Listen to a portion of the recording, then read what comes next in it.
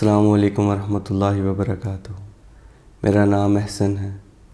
آج میں خدا تک کا سفر ڈاکٹر یاسمین مجاہد کی لکھی ہوئی ایک کتاب کے چند قصے آپ کے سامنے لے کر آیا ہوں جو انہوں نے اپنی کتاب میں بیان کیے۔ آئیے شروع کرتے ہیں۔ لوگوں کو ایک دوسرے سے جدا کیوں ہونا پڑتا ہے؟ 17 سال کی عمر میں نے ایک خواب دیکھا۔ میں نے دیکھا کہ میں ایک مسجد کے اندر بیٹھی تھی اور ایک چھوٹی سی لڑکی ایک سوال پوچھنے کے لیے میرے پاس آئی۔ اس نے مجھ سے پوچھا، لوگوں کو ایک دوسرے سے جدا کیوں ہونا پڑتا ہے؟ سوال ذاتی نوعیت کا تھا، لیکن میں بخوبی سمجھ رہی تھی کہ میرے لیے یہ سوال کیوں منتخب کیا گیا ہے۔ مجھے وابستگیاں اختیار کرنے کی عادت تھی۔ بچپن سے ہی میرے مزاج کی یہ خصوصیت بہت نمایاں تھی۔ پری اسکول میں جب والدین ہمیں چھوڑ کر رخصت ہو جاتے تھے تو دوسرے بچے جلد ہی سنبھل جاتے تھے، لیکن مجھ سے سنبھلا نہیں جاتا تھا۔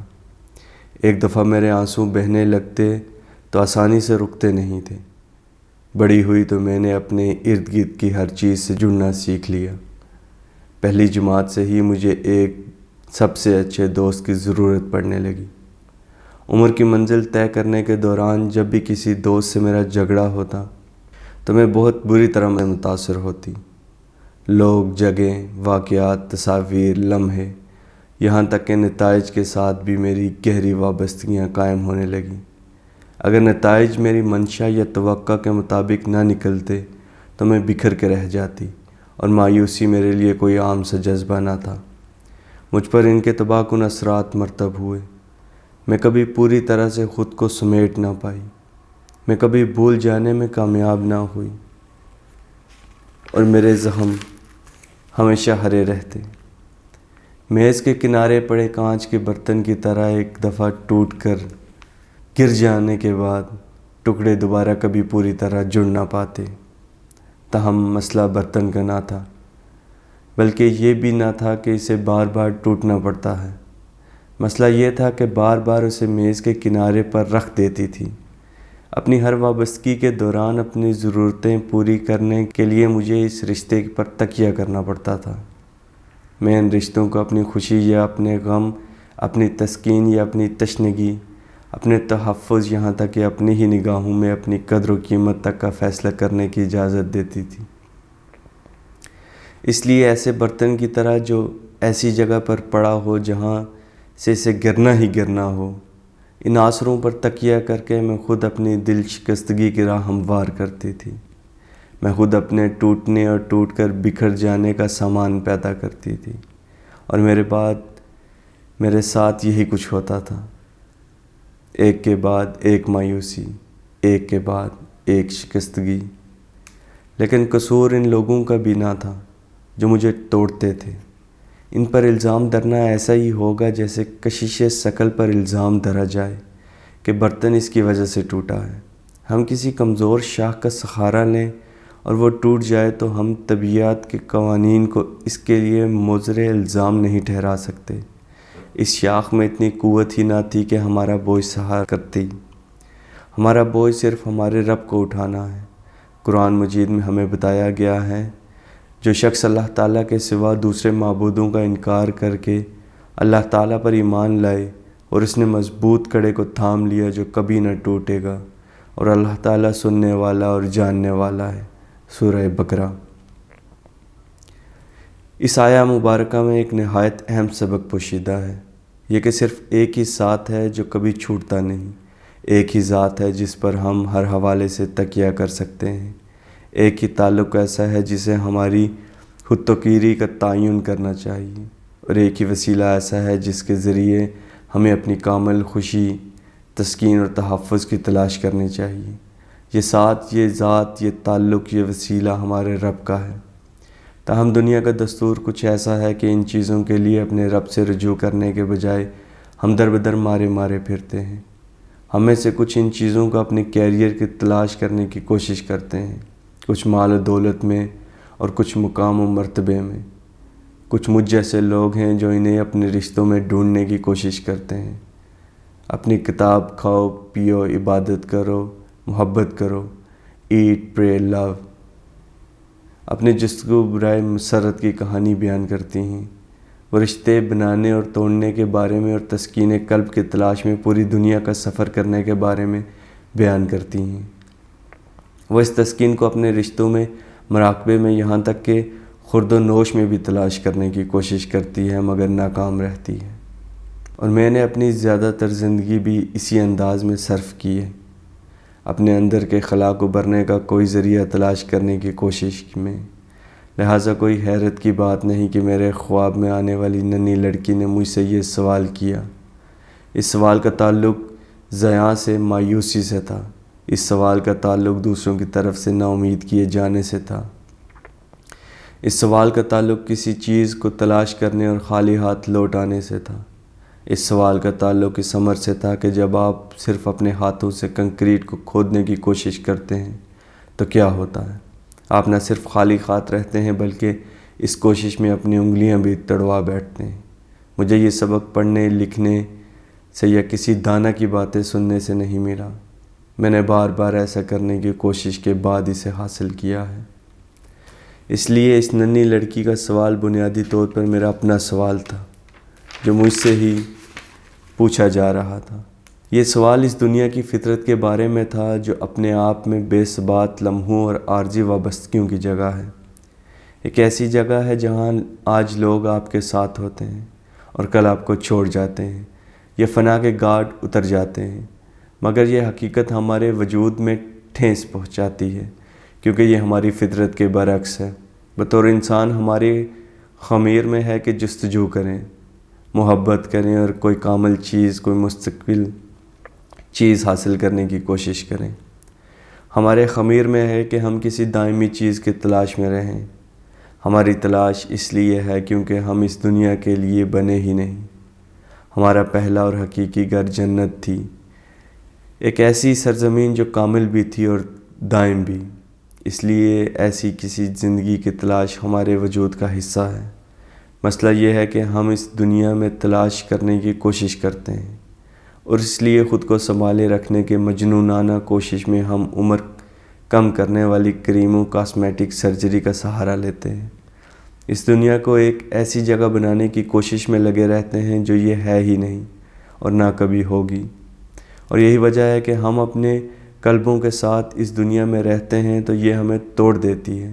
یہی وجہ ہے کہ یہ دنیا تکلیف دیتی ہے کیونکہ دنیا کی یہ تعریف کہ یہ ایک عارضی اور ناقص جگہ ہے، ہماری ہر اس خواہش، ہر اس تڑپ کے برعکس ہے جسے ہمارے خمیر میں شامل کر دیا گیا ہے۔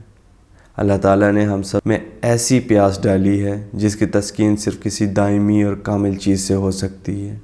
اس بے ثبات دنیا میں تسکین تلاش کرنے کی کوشش ایک سراب کے تعاقب کے مترادف ہے۔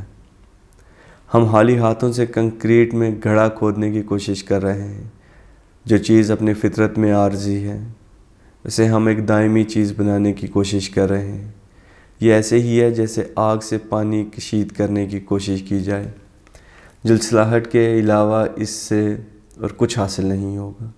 یعنی ہم دنیا سے امیدیں وابستہ کرنا چھوڑ دیں گے جب ہم دنیا کو ایک ایسا مقام یعنی جنت بنانے کی کوشش کرنا چھوڑ دیں گے جو کہ یہ بن ہی نہیں سکتی، اور صرف تب ہی یہ دنیا ہمارے دلوں پر چھریاں چلانے سے باز آئے گی۔ ہمیں یہ بھی سمجھ لینا چاہیے کہ اس دنیا میں کوئی واقعہ بے مقصد نہیں ہوتا، کوئی بھی نہیں۔ دلوں کا ٹوٹنا بھی بے مقصد نہیں ہوتا، تکلیف بھی بے مقصد نہیں ہوتی۔ یہ ٹوٹا ہوا دل اور یہ درد ہمارے لیے اسباق اور نشانیاں ہیں، یہ انتباہات ہیں جو ہمیں خبردار کر رہی ہیں کہ کہیں کوئی گڑبڑ ہے۔ ہمیں بتا رہے ہیں کہ ہمیں تبدیلی لانے کی ضرورت ہے۔ جیسے جلنے کی تکلیف ہمیں خبردار کرتی ہے کہ ہمیں آگ سے ہاتھ ہٹا لینا چاہیے، اسی طرح جذباتی تکلیف ہمیں آگاہ کرتی ہے کہ ہمیں ایک باطنی تبدیلی لانے کی ضرورت ہے۔ ہمیں وابستگیاں ختم کرنے کی ضرورت ہے۔ تکلیف کسی وابستگی کو بالخیر ختم کرنے کی ایک شکل ہے، کسی پیار کی طرح جو بار بار آپ کو تکلیف دیتا ہے۔ یہ دنیا ہمیں جتنی زیادہ تکلیف دیتی ہے، ناگزیر طور پر اس کے ساتھ ہماری وابستگیاں اتنی ہی کمزور پڑتی جاتی ہیں، اس لیے ہماری محبت میں کمی آتی جاتی ہے۔ اور تکلیف ہماری وابستگیوں کی طرف ایک اشارہ ہے جو ہمیں رونے پر مجبور کرتا ہے، جس کی وجہ سے ہمیں سب سے زیادہ تکلیف اٹھانا پڑتی ہے۔ اس کی ذات میں ہماری سب سے بے اصل وابستگی پوشیدہ ہے، اور جس چیزوں کے ساتھ ہم نے ایسی وابستگی اختیار کر رکھی ہے جسے کہ صرف اللہ کے ساتھ ہونی چاہیے، وہ چیزیں اللہ کی طرف جانے والی راہ میں رکاوٹیں بن جاتی ہیں۔ لیکن در حقیقت ایک ایسی چیز ہے جو اس وابستگی کے مصنوعی پن کو عیاں کر دیتا ہے۔ دکھ درد کی بدولت ہماری زندگی میں ایسی صورتحال پیدا ہوتی ہے جسے ہم تبدیل کرنے کی کوشش کرتے ہیں۔ اگر اس صورتحال میں کوئی ایسی چیز ہے جسے ہم پسند نہیں کرتے تو اسے تبدیل کرنے کا کلیہ ذات باری تعالیٰ نے ہمیں بتا رکھا ہے۔ قرآن میں ارشاد ہوتا ہے، کسی قوم کی حالت اللہ تعالیٰ تب تک نہیں بدلتا جب تک کہ وہ خود اسے نہ بدلیں جو ان کے دلوں میں ہے۔ سالوں تک مایوسی اور دل شکستگی کی ایک ہی ترتیب کو بھٹکنے کے بعد بالآخر مجھے ایک نہایت ہی گہری بات سمجھ میں آنے لگی۔ میں ہمیشہ یہ سمجھتی چلی آ رہی تھی کہ دنیا کی محبت مراد مادی چیزوں سے وابستگی ہے۔ مجھے مادی چیزوں سے کوئی رغبت نہ تھی۔ میری وابستگی لوگوں کے ساتھ تھی، میری وابستگی لمحوں کے ساتھ تھی، میری وابستگی جذبات کے ساتھ تھی۔ اس لیے میرا خیال تھا کہ جب دنیا کا میرے ساتھ کوئی واسطہ نہیں، جو بات سمجھنے سے میں قاصر رہی تھی وہ یہ تھی کہ لوگ، لمحے، جذبات سب دنیا ہی کا ایک حصہ ہے۔ جس امر کا احساس مجھے نہ ہو سکا تھا وہ یہ تھا کہ زندگی میں جس قدر بھی دکھ درد کا سامنا مجھے کرنا پڑا ہے، اس کی وجہ صرف اور صرف ایک ہی دنیا کے لیے محبت۔ جیسے ہی یہ بات میری سمجھ میں آنا شروع ہوئی، میری آنکھوں پر پڑا پردہ ہٹنے لگا۔ مجھے نظر آنے لگا کہ میرا مسئلہ کیا ہے۔ میں نے اس زندگی سے وہ بننے کی توقع لگائے بیٹھی تھی جو کہ نہ بن سکی، یعنی کامل، اور اپنی مثالیت پسند فطرت کی بدولت میں دل و جان سے اسے کامل بنانے کی کوششوں میں جٹی ہوئی تھی۔ اسے کامل ہونا چاہیے تھا، اور جب تک یہ منزل حاصل نہ ہو جاتی میں رکنے والی نہیں تھی۔ دنیا کو جنت بنانے کی اس سعی کو میں نے اپنے خون، پسینے اور آنسوؤں کا نذرانہ پیش کیا۔ میرے نزدیک اس کا مطلب یہ تھا کہ میرے آس پاس کے لوگ کامل ہوں، میرے رشتے ناتے کامل ہوں۔ میں نے اپنے گرد و پیش کے لوگوں کو اپنی زندگی سے حد سے زیادہ توقعات وابستہ کر لی تھی۔ توقعات، توقعات، توقعات، اور زندگی کی ناخوشی کی ہماجگاہ بنانے کا کوئی تیر بہم نسخہ اگر ہے تو وہ یہی ہے، توقعات۔ لیکن یہی میری سب سے بڑی غلطی پوشیدہ تھی۔ غلطی یہ نہیں تھی کہ میں نے توقعات لگائی تھیں۔ بحیثیت انسان ہمیں کبھی امید کا دامن نہیں چھوڑنا چاہیے۔ مسئلہ یہ تھا کہ میں نے اپنی توقعات، اپنی امیدیں غلط جگہ سے جوڑ لی تھیں۔ آخر تجزیے سے میری امیدیں اور توقعات کا مرکز و محور میرے رب کی ذات نہیں تھی، بلکہ میں انہی لوگوں، رشتہ ناتوں، وسیلوں سے وابستہ کر رکھا تھا۔ مختصر لفظوں میں میری امید میرے رب سے نہیں بلکہ اس دنیا سے وابستہ تھی، اور لہٰذا مجھے ایک نہایت گہری سچائی کا احساس ہوا۔ ایک آیت میرے ذہن میں ابھرنے لگی۔ میں نے یہ آیت پہلے بھی سن رکھی تھی، لیکن پہلی مرتبہ مجھے احساس ہوا کہ در حقیقت یہ میرا ہی احوال بیان کر رہی تھی۔ جن لوگوں کو ہمارے پاس آنے کا یقین نہیں ہے اور وہ دنیاوی زندگی پر راضی ہو گئے اور اس میں جی لگا بیٹھے ہیں، جو لوگ ہماری آیتوں سے غافل ہیں۔ سورہ یونس۔ ہر چیز اس دنیا میں پائی جا سکتی ہے، یہ سوچ پال لینے کی بدولت اپنے رب کے ساتھ ہونے والی ملاقات سے میری کوئی امیدیں وابستہ نہ رہی تھیں۔ میری امید دنیا سے وابستہ تھی، لیکن دنیا کے ساتھ امید وابستہ کرنے کا مطلب کیا ہے؟ اس سے کیسے بچا جا سکتا ہے؟ اس کا مطلب یہ ہے کہ جب آپ کے پاس دوست ہوں تو ان سے یہ توقع نہ لگائی جائے کہ وہ آپ کے خالی پن کو بھر دیں گے۔ جب آپ کی شادی ہو تو اپنے شریک حیات سے یہ توقع نہ لگائی جائے کہ وہ آپ کی ہر ضرورت پوری کرے گا۔ جب آپ کسی نصب العین کے لیے کام کر رہے ہوں تو اپنی امیدیں نتائج کے ساتھ وابستہ نہ کی جائیں۔ جب آپ مشکل میں ہوں تو اپنے آپ پر تکیہ نہ کیا جائے، لوگوں پر نہ کیا جائے، اپنے رب پر تکیہ کیا جائے۔ لوگوں سے مدد ضرور مانگیں، مگر یہ بھی یاد رکھیے کہ لوگ یا خود آپ بھی آپ کا تحفظ نہیں کر سکتے۔ یہ کام صرف اللہ کی ذات ہی کر سکتی ہے۔ لوگ محض اسباب ہیں، انہیں برقرار لانے کا کام اللہ تعالیٰ کرتا ہے۔ لوگ کسی طرح کی امداد نہیں، عنایت نہیں، نجات نہیں، یہ مقام صرف اللہ کو حاصل ہے۔ لوگ تو مکھی کا ایک پر بھی نہیں بنا سکتے۔ اللہ کے سوا جن جن معبودوں باطل کو تم پکارتے رہے ہو، وہ ایک مکھی بھی پیدا نہیں کر سکتے، چاہے سارے کے سارے ہی جمع ہو جائیں۔ اس لیے خواہ ظاہری طور پر آپ کا میل ملاپ لوگوں سے رہے، لیکن باطنی طور پر اپنے دل کا رخ اللہ کی طرف موڑ لیجیے۔ صرف اسی سے لو لگائیے، جیسا کہ حضرت ابراہیم علیہ السلام نے نہایت خوبصورت الفاظ میں کہا تھا، میں یکسوں ہو کر اپنا رخ اس کی طرف کرتا ہوں جس نے آسمانوں اور زمینوں کو پیدا کیا، اور میں شریک کرنے والوں میں سے نہیں ہوں۔ لیکن حضرت ابراہیم علیہ السلام اس منزل تک اپنے سفر کو کس انداز میں بیان کرتے ہیں؟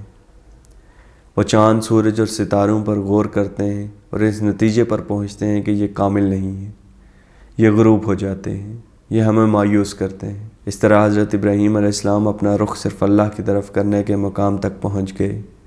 ان کی طرح ہمیں بھی اپنی ہر امید، ہر یقین، ہر انحصار صرف اللہ کی ذات پر وابستہ کرنا چاہیے، اور اگر ہم ایسا کر گزریں تو ہمیں معلوم ہو جائے گا کہ دل کے سکون اور ثبات کا مطلب کیا ہوتا ہے۔ تب ہی نشیب و فراز کا وہ سلسلہ ختم ہوگا جس نے اس وقت تک ہماری زندگی کو اپنا مرکز بنا رکھا ہے۔ اس کی وجہ یہ ہے کہ اگر ہماری باطنی کیفیت کا انحصار ایسی چیز پر ہے جو اپنی اصل میں متغیر و بے ثبات ہے، تو ہماری باطنی کیفیت بھی ہمیشہ بے چینی، بے ثباتی اور اضطراب کی شکار رہے گی۔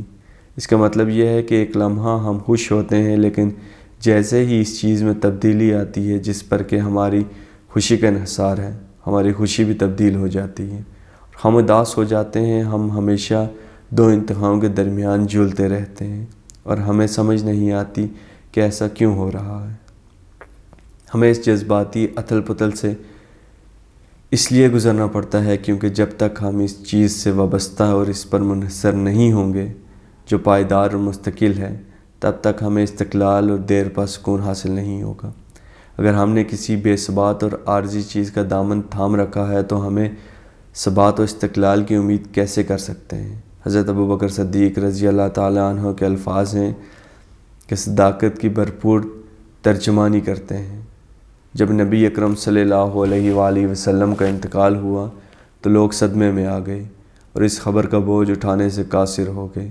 اگرچہ کسی کو نبی اکرم صلی اللہ علیہ وآلہ وسلم سے ابوبکر کی جیسی محبت نہ تھی، لیکن انہیں بخوبی علم تھا کہ انسان کو اپنے واحد آسرا کسی ذات کو بنانا چاہیے۔ انہوں نے فرمایا، اگر تم محمد صلی اللہ علیہ وآلہ وسلم کی عبادت کرتے تھے تو جان لو محمد صلی اللہ علیہ وآلہ وسلم انتقال کر چکے ہیں، لیکن اگر تم اللہ کی عبادت کرتے ہو تو جان لو کہ اللہ کو کبھی موت نہیں آئے گی۔ اس کیفیت کو حاصل کرنے کے لیے اپنے اطمینان اور سکون کا ذریعہ صرف رب کے ساتھ اپنے تعلق کو بنائیے۔ آپ کی کامیابی، ناکامی یا خود توقیری کا واحد پیمانہ اپنے رب کے ساتھ آپ کا تعلق ہونا چاہیے۔ اللہ کے نزدیک تم میں سے سب سے زیادہ عزت والا وہ ہے جو سب سے زیادہ متقی ہے، اور اگر آپ ایسا کر لیں تو آپ ناقابل شکست ہو جاتے ہیں، کیونکہ آپ نے ایک ناقابل شکست سہارے کا دامن تھام لیا ہے۔ آپ ناقابل تسخیر ہو جاتے ہیں کیونکہ آپ کا حامی اور ناصر ناقابل تسخیر ہے، اور آپ کبھی خالی نہیں ہوں گے، کیونکہ آپ کو دینے والی ذات کے خزانے لامحدود ہیں اور ان میں کبھی کوئی کمی نہیں آتی۔ 17 سال کی عمر میں آنے والے اپنے خواب کو مڑ کر دیکھتی ہوں تو سوچتی ہوں کہ کیا وہ ننھی سی لڑکی میں خود تھی؟ میرے ذہن میں یہ سوال اس لیے ابھرتا ہے کیونکہ جو جواب میں نے اسے دیا تھا وہ ایک سبق تھا، ایک ایسا سبق جسے خود سیکھنے کے لیے مجھے کرب و اذیت کے کئی سالوں سے گزرنا پڑا۔ اس کا سوال تھا، لوگوں کے ایک دوسرے سے جدا کیوں ہونا پڑتا ہے؟ میرا جواب تھا، کیونکہ یہ زندگی کامل نہیں، اس لیے کہ اگر یہ زندگی کامل ہوتی تو ہم اگلی زندگی کو کیا نام دیتے؟